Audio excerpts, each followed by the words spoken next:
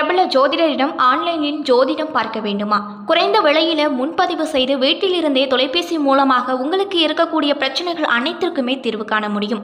மேலும் பிறந்த தேதி, நேரம், ஊர் அனைத்தும் வாட்ஸ்அப்பில் சொன்னால் மட்டும் போதும். உங்கள் கேள்விகளுக்கு நாங்கள் ஃபோன் செய்து பலன்கள் சொல்வோம். அனைவருக்கும் வணக்கம். நம்ம இன்றைக்கி இந்த வீடியோ பதிவில் என்ன பதிவை பார்த்து தெரிஞ்சுக்க போகிறோம் அப்படின்னு பார்த்தீங்கன்னா, நம்மளுடைய வீட்டில் இருக்கக்கூடிய பூஜை அறையில் தண்ணீர் வைத்து வழிபாடு செய்தால் என்னென்ன பலன்கள் நமக்கு கிடைக்கும் அப்படிங்கிறத பற்றி தான் முழுமையாக இந்த வீடியோ பதிவில் பார்த்து தெரிஞ்சுக்க போகிறோங்க. அதாவது கடவுளுக்கு நிகராக நம்மளுடைய வீட்டில் நம்மளுடைய கடவுளை வைத்து வழிபாடு செய்யும்போது அதில் கிடைக்கக்கூடிய பலன்கள் நமக்கு நிறையவே கிடைக்கும் அப்படின்னு சொல்கிறாங்க. அதாவது கோயிலுக்கு போக முடியாத பட்சத்தில் நம்மளுடைய வீட்டில் இருக்கக்கூடிய பூஜை அறையில் நம்மளுடைய தெய்வங்களுக்கு நம்ம பூஜை அபிஷேகங்கள் செய்தோம் அப்படின்னா நல்ல பலன் நமக்கு சூப்பராக கிடைக்கும் அப்படின்னு சொல்லுவாங்க.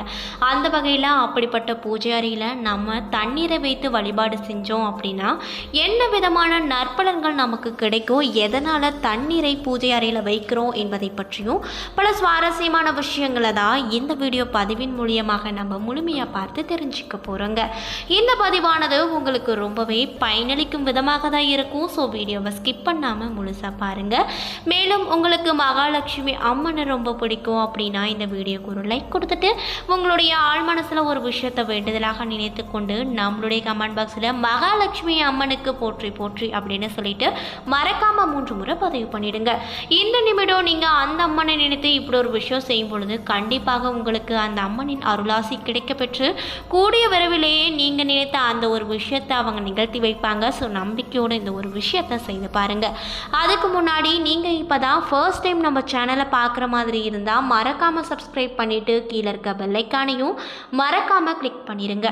அப்போ தான் நம்ம சேனலில் போடுற ஒவ்வொரு வீடியோவுமே உங்களுக்கு நோட்டிஃபிகேஷன் மூலியமாக உடனுக்குடனே வந்து சேரும். ஸோ இப்போ வாங்க நம்மளுடைய பூஜை அறையில் எதனால் இந்த தண்ணீர் வைத்து வழிபாடு செய்கிறாங்க, அந்த வழிபாட்டால் என்ன பலன் கிடைக்கும் அப்படிங்கிறத பற்றி முழுமையாக இந்த வீடியோ பதிவில் பார்த்து தெரிஞ்சுக்கலாம். பொதுவாகவே நம்மளுடைய வாழ்க்கையில் பலவிதமான பிரச்சனையை நம்ம தினந்தோறும் சந்தித்து கொண்டு தான் வந்துட்ருக்கோம். அதே போல் நம்மளுடைய வாழ்க்கையில் ஒரு விஷயத்தை புதுசாக ட்ரை பண்ணி பார்த்தோம் அப்படின்னா அது நல்ல பலன் கொடுக்கும் அப்படின்னு சொல்லுவாங்க. மேலும் ஆன்மீக சம்மந்தப்பட்ட பொருட்களை நம்ம யூஸ் பண்ணோம் அப்படின்னா கண்டிப்பாக நல்ல பலன் கிடைக்குமா? அந்த வகையில் தான் நீங்கள் இப்போ பார்த்துட்ருக்கிறது இந்த கருங்காலி மாலை. இந்த மாலையை அணிவிச்சோம் அப்படின்னா கண்டிப்பாக நம்மளுக்கு பலவிதமான நன்மையான ஒரு விஷயம் கிடைக்கப்பெறும். அதாவது நமக்கு எந்த ஒரு கெட்ட விஷயமாக இருந்தாலும் இந்த மாலையை அணிவித்தோம் அப்படின்னா நல்ல பலன்கள் கொடுக்கும் அப்படின்னு நம்மளுடைய சேனல் இந்த கருங்காலி மாலையை ஓனாக சேல் பண்ணிகிட்ருக்கோம். இந்த கருங்காலி மாலை ஒரிஜினலா அப்படின்ற டவுட்டு உங்களுக்கு இருந்துகிட்ருக்கும்.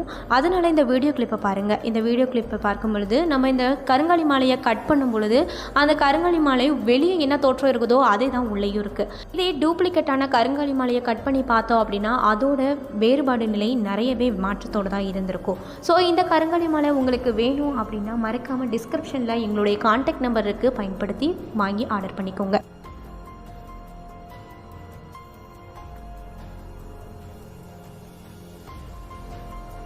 பொதுவாகவே நாம் தினமும் பூஜை செய்யும் பொழுது அந்த கடவுளுக்கு நெய்வேத்தியம் படைப்பது வழக்கத்தில் ஒன்றாக இருந்துட்டு வருதுங்க.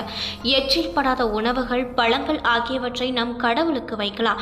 மேலும் நம்மளுடைய பூஜை அறையில் மண் பானையிலோ அல்லது செம்பு பாத்திரத்திலோ தண்ணி நிரப்பி வைப்பது மிகவும் நல்ல பலனை கொடுக்கும் அப்படின்னு சொல்லப்படுது.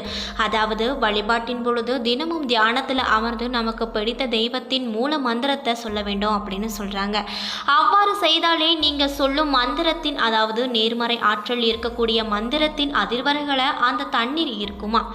இவ்வாறு செய்து அந்த தண்ணீரை அருந்துவதால் நமக்கு பலவிதமான நன்மைகள் உண்டாகும். மேலும் நம் நினைத்த காரியங்கள் அனைத்தும் எந்த ஒரு தடையும் இல்லாமல் கூடிய விரைவிலே நடக்கும் அப்படின்னு சொல்கிறாங்க. மேலும் பூஜையின் பொழுது தீபாராதனை காட்டி தெரிந்த தெய்வ பாடல்களை பாடி வழிபடலாம். மேலும் எந்த காரணத்தை முன்னிட்டும் இரும்பு பொருட்களை கண்டிப்பாக பூஜை அறையில் பயன்படுத்தவே கூடாது. இது முக்கியமான ஒரு விஷயமாக சொல்றாங்க. அது எதனால சொல்றாங்க அப்படின்னு பாத்தீங்கன்னா, இரும்பு அப்படிங்கிறது யமனுக்கு உரியதா சொல்லப்படுது. இரும்பினால் நேர்மறை சக்திகளை ஈர்க்கவே முடியாது அப்படின்னு சொல்லப்படுது. மேலும் வெள்ளி, தாமிரம், ஈயம் பூசிய பித்தளை, மண்ணால் ஆன பூஜை பாத்திரங்கள் நம்மளால் பயன்படுத்த முடியும் அப்படின்னு சொல்லப்படுது. மேலும் ஒவ்வொரு நாள் பூஜையின் பொழுதும் சிறிய பாத்திரத்துல தண்ணீர் வைத்து பூஜை செய்ய வேண்டும் அப்படிங்கிறாங்க. அது எதனால அப்படின்னு பாத்தீங்கன்னா, நம்ம சொல்லக்கூடிய மந்திரத்தோட சக்தியானது அந்த தண்ணி ஈர்க்கும் அப்படின்னு சொல்லப்படுது. அதே போல அடுத்த நாள் அதை கூரையில் ஊற்றிவிட வேண்டும். இப்படி செய்வதால துர்சக்திகள் நம் வீட்டில் அண்டவே அண்டாது அப்படின்னு சொல்றாங்க. அதே போல பூஜையின் பொழுது மணியோசை எழுப்புவதும் கூட துர்சக்திகள் நெருங்காமல் இருப்பதற்கு ஒரு அறிகுறி அப்படின்னு சொல்றாங்க. மணியின் இனிய ஓசையானது தீய சக்திகள் விரட்டி தெய்வீக சக்தியை வீட்டுக்குள் நிலவ செய்யும் வலிமை கொண்டதாகவும் சொல்லப்படுகிறது. மேலும் தினமும் மணியோசை எழுப்பி பூஜை செய்பவர்களின் வீடுகளில் தெய்வ கடாட்சகம் நிரம்பி ஆரோக்கியமும் சகல சௌபாக்கியமும் பெருகும் அப்படின்னு சொல்லப்படுகிறது. நம்ம இன்னைக்கு இந்த வீடியோ பதிவில் என்ன பதிவை பார்த்துட்டு இருக்கோம் அப்படின்னு பார்த்தீங்கன்னா, பூஜை அறையில் என்ன காரணத்துக்காக தண்ணீர் வைத்து வழிபாடு செய்கிறாங்க, அந்த தண்ணீரை நம் அருந்துவதால் என்னென்ன பலன்கள் நமக்கு கிடைக்கும் அப்படிங்கிறத பற்றி தான் இந்த வீடியோ பதிவின் மூலியமாக நம்ம முழுமையாக பார்த்து தெரிஞ்சுட்டு இருக்கோங்க. இந்த பதிவானது உங்களுக்கு ரொம்பவே பயனளிக்கும் விதமாக தான் அமையும். ஸோ வீடியோவை ஸ்கிப் பண்ணாமல் முழுசாக பாருங்கள்.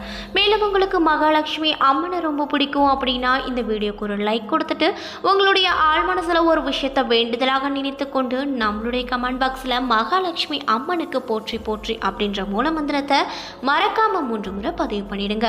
இந்த நிமிடம் நீங்கள் அந்த அம்மனை நினைத்து இப்படி ஒரு விஷயம் செய்யும் பொழுது கண்டிப்பாக உங்களுக்கு அந்த அம்மனின் அருள் ஆசை கிடைக்கப்பெற்று நீங்கள் நினைத்த காரியத்தை அவர்கள் விரைவிலேயே நிகழ்த்தி வைப்பாங்க. ஸோ நம்பிக்கையோட இந்த ஒரு விஷயத்தை ட்ரை பண்ணி பாருங்க. அதுக்கு முன்னாடி நீங்கள் இப்போ தான் ஃபர்ஸ்ட் டைம் நம்ம சேனலை பார்க்குற மாதிரி இருந்தால் மறக்காமல் சப்ஸ்கிரைப் பண்ணிவிட்டு கீழே இருக்க பெல்லைக்கானையும் மறக்காமல் கிளிக் பண்ணிடுங்க. அப்போ தான் நம்ம சேனலில் போடுற ஒவ்வொரு வீடியோவுமே உங்களுக்கு நோட்டிஃபிகேஷன் மூலியமாக உடனுக்குடனே வந்து சேரும். அது மட்டும் இல்லாமல் நம்மளுடைய வீட்டு பூஜை அறையில் பூஜை செய்யும் பொழுது 5 பூதங்களும் இருக்க வேண்டும் அப்படின்னு சொல்கிறாங்க. முதலாவதாக ஆகாயம் என்பது பூஜை அறையில் வியாபித்து இருக்கும். நிலம் என்பது நம்மை தாங்கி நிற்கும். நெருப்பு விளக்கு ஏற்றும் பொழுது இருக்கும். காற்று இயற்கையாகவே இருக்கும். ஆனால் தண்ணீர் மட்டும் இருக்காது. அதனால் தான் நம் பூஜை அறையில் தண்ணீர் வைத்து வழிபாடு செய்ய வேண்டும் அப்படின்னு சொல்லப்படுது. இவ்வாறு செய்வதற்கு 5 பூதங்களின் சக்தி நமக்கு கிடைக்கும் என்பது ஐதீகத்தில் சொல்லப்பட்டிருக்கு அப்படின்னு சொல்லப்படுறாங்க.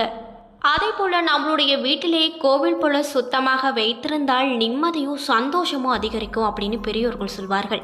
கடவுளின் படங்கள் வைத்திருக்கும் பூஜை அறையை நாம் எந்த அளவிற்கு நன்றாக வைத்திருக்கோமோ அந்த அளவிற்கு இறைவனின் அருள் நம் வீடு முழுவதும் நிறைந்திருக்கும் அப்படின்னு சொல்லப்படுது.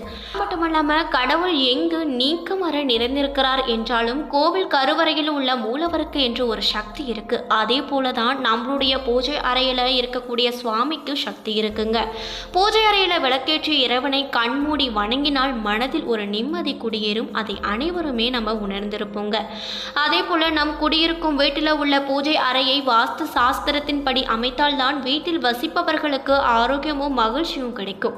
தனி வீடாக இருந்தாலும் சரி, அடுக்குமாடி குடியிருப்பாக இருந்தாலும் சரி, பூஜை அறையில் வைக்கப்படும் சுவாமி படங்கள் வடக்கு அல்லது கிழக்கு நோக்கி இருக்கும்படி வைப்பது சிறப்பில் ஒன்றாக சொல்லப்படுறாங்க.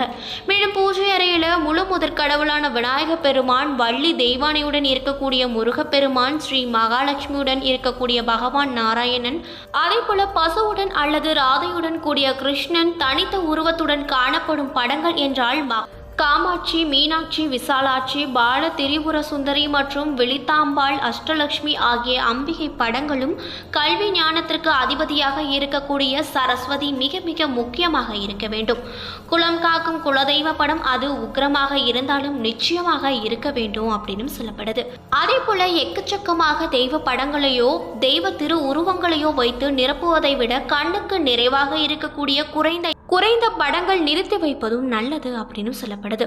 சிவன், பார்வதி, விநாயகர், முருகப்பெருமான் உள்ளிட்ட படம் ஒன்று கிழக்கு பார்த்தபடி மாற்றி வைப்பது நல்லது. எந்த இஷ்ட தெய்வத்தையும் பூஜை அறையில் வைத்துக் கொள்ளலாம்.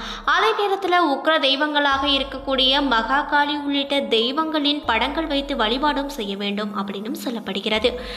நண்பர்களே, இந்த வீடியோ பதிவில் நம்மளுடைய வீட்டு பூஜை அறையில் தண்ணீர் வைத்து வழிபட்டால் என்னென்ன பலன்கள் கிடைக்கும் என்பதை பற்றியும், மேலும் நம்மளுடைய வீட்டு பூஜை அறையில் என்னென்ன தெய்வங்களை வைத்து வழிபாடு செய்யலாம் என்பதை பற்றியும் இந்த வீடியோ பதிவின் மூலியமாக நம்ம முழுமையாக பார்த்து தெரிஞ்சிருப்போம். இந்த பதிவானது உங்களுக்கு ரொம்பவே பயனளிக்கும் விதமாக தான் அமையப்பட்டிருக்கும். ஸோ வீடியோ பிடிச்சிருந்தால் லைக் பண்ணுங்கள், ஷேர் பண்ணுங்கள். அதுக்கு முன்னாடி உங்களுக்கு மகாலட்சுமி அம்மனை ரொம்ப ரொம்ப பிடிக்கும் அப்படின்னா இந்த வீடியோக்கு ஒரு லைக் கொடுத்துட்டு உங்களுடைய ஆழ்மன மனசில் ஒரு விஷயத்தை வேண்டுதலாக நினைத்து கொண்டு நம்மளுடைய கமெண்ட் பாக்ஸில் மகாலட்சுமி அம்மனுக்கு போற்றி போற்றி அப்படின்னு சொல்லிட்டு மறக்காமல் 3 முறை பதிவு பண்ணிடுங்க. இந்த நிமிடம் நீங்கள் அந்த அம்மனை நினைத்து இப்படி ஒரு விஷயம் செய்யும் பொழுது கண்டிப்பாக உங்களுக்கு அந்த அம்மனின் அருளாசை கிடைக்கப்பெற்று நீங்கள் உங்கள் மனதில் நினைத்த அந்த ஒரு விஷயத்தை கூடிய விரைவிலேயே அவர்கள் நிகழ்த்தி வைப்பாங்க. ஸோ நம்பிக்கையோடு இந்த ஒரு விஷயத்தை செய்து பாருங்கள். அதுக்கு முன்னாடி நீங்கள் இப்போ தான் ஃபர்ஸ்ட் டைம் நம்ம சேனலை பார்க்குற மாதிரி இருந்தால் மறக்காமல் சப்ஸ்கிரைப் பண்ணிவிட்டு கீழே இருக்க பெல் ஐக்கானையும் மறக்காமல் கிளிக் பண்ணிடுங்க.